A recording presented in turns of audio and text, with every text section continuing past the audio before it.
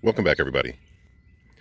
This past Father's Day, my girlfriend and my son devised a plan to take me to a flea market. One I'd never been to. I guess it's every month. It was a pretty good size. They had about 75 vendors. I didn't really have intentions of buying anything, but then of course I found some tools I couldn't resist. So I bought from two different vendors, and each bag is what I bought from those vendors. So let's take a look. This first bag I paid $35 for the contents. The second bag I paid $75 for the contents. So when I walked up to this first vendor, I saw they had a few of these wrenches. They were $2 each. They are made by Cornwell, and these, I believe, are Bendix brake wrenches. They're usually listed online as Willys, Jeep brake wrenches. I just sold one of these from another tool haul made by Snap-on for $85 because I have no use for it, but it came in a toolbox. When I saw these, and I knew they were made by Cornwell, I don't think they're worth anything near the Snap-on prices, but figured they're worth definitely more than $2 each. And he actually had 6 of them all together. Now, I was looking at the finish, and it's kind of like just a, basically a bare metal almost, or maybe it has some sort of light coating, silver coating, not chrome. And then I started looking at the rest of the tools he had, and I was pretty certain they were World War II era military surplus, and he confirmed they were. The next item I grabbed is this wrench. It's a Proto Los Angeles, again, just that silver finish, not actually like a chrome finish. This wrench was $5. It's a 1 1/8 by 1 1/16 offset box wrench, and I really like that it's a Proto Los Angeles. Of course, this is new old stock, being the military surplus. These are all new old stock. Then I saw this ratchet. Not sure I've heard of a Filson ratchet. I feel like maybe I've seen one, but this one, again, is, same era, new old stock. Yeah, it's all scratched up, but it's in a box with a bunch of tools. And again, it has that non-chrome finish.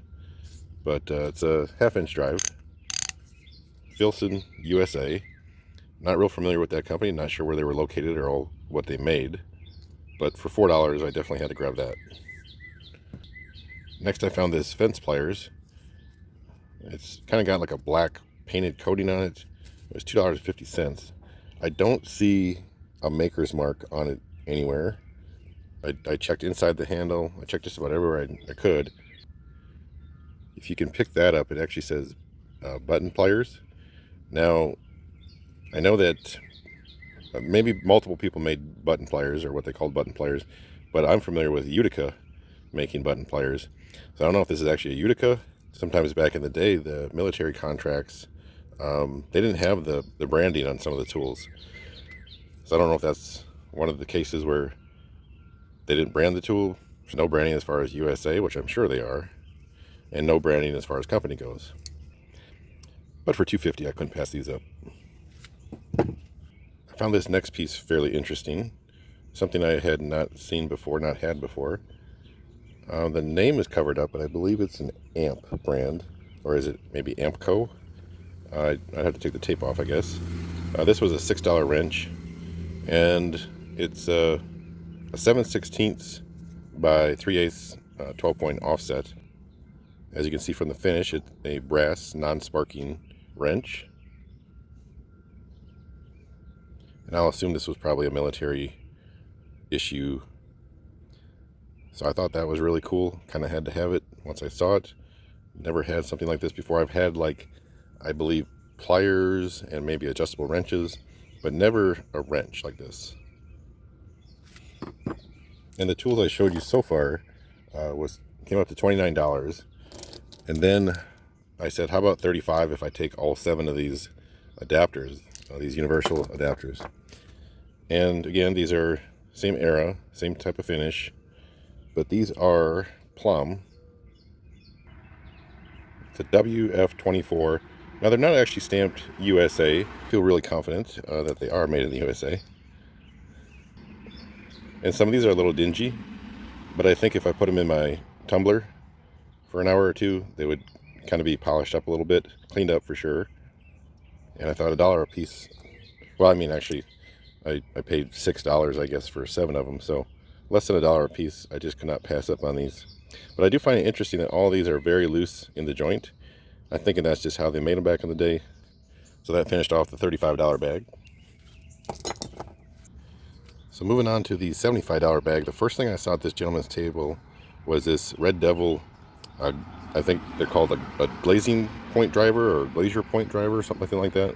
I really thought it was in good condition. I've had these in the past that they're just a little beat up and worn, but this one seems to be in good shape. I grabbed it. I said, "How much do you want for this?" He said $5.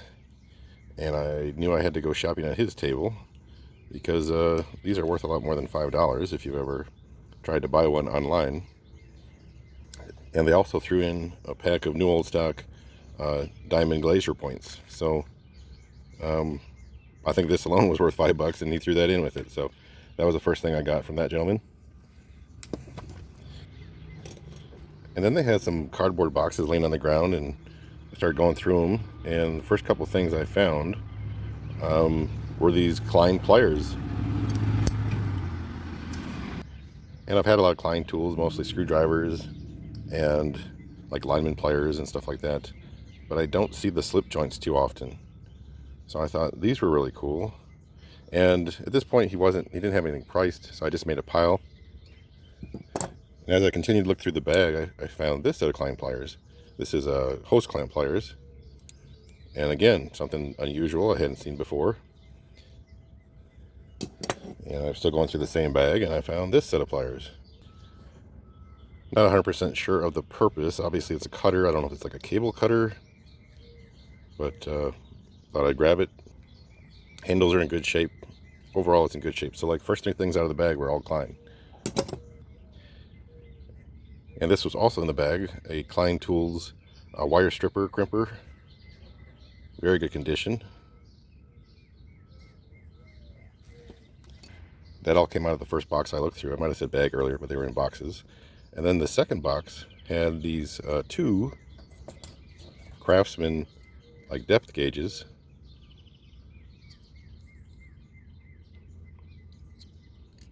Both in very good condition. Again, no pricing, so I was just making a pile. Then I looked through another box, and there was this Vaco wire stripper crimper. Looked to be new old stock, or never used at least. And then they also had a table set up, and this Craftsman pliers was up there. Looks basically brand new. So I just kept adding to the pile, thinking that it was going to be a decent deal. And then I looked up on his table, and he had this Craftsman, I'm guessing they would consider this a tack hammer. Well, Craftsman USA, of course. And it was marked the Professional Upholsterer Hammer. So I threw that in the pile. And I also found this Klein, I believe this is a conduit screwdriver.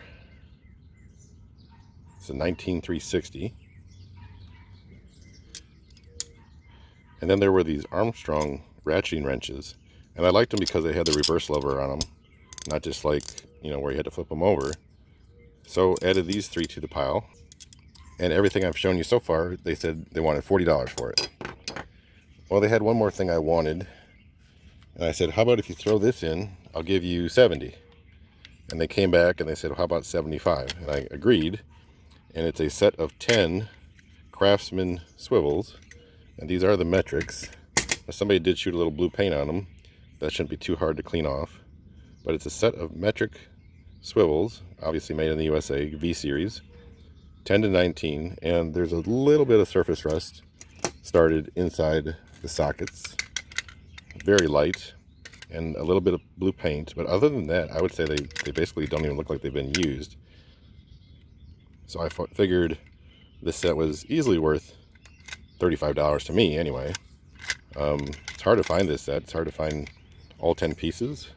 It's hard to find metric swivels from back then. So I definitely wanted to throw these in. And that's how we got to the 75 on that bag. So we actually didn't even get there until about 11:45. I probably didn't stumble across this stuff until 12:15, and it opened at 7:30. So imagine what was there before I got there. I'll definitely be going back. But that's going to be all for this one. Thank you so much for watching. I'll catch you on the next one.